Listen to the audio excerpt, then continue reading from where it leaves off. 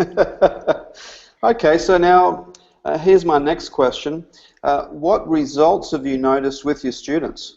И следующий вопрос, кто не задает, вот каких результатов вы уже достигли, вот у ваших студентов какие результаты есть.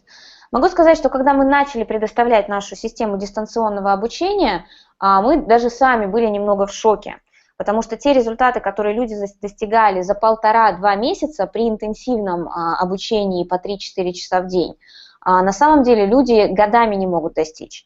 И даже я сама была очень сильно удивлена, потому что себе задала вопрос, а что же я делала 5 лет в университете и 10 лет в школе, уча английский язык.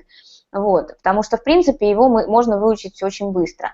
И да, люди очень быстро достигают результатов, студенты едут за границу, это самое главное, да, и могут применять английский для бизнес-целей, да, для обычного общения. И самое главное, что, в принципе, эта проблема для них решена, и они уже спокойно могут ездить за границу и решать все свои вопросы.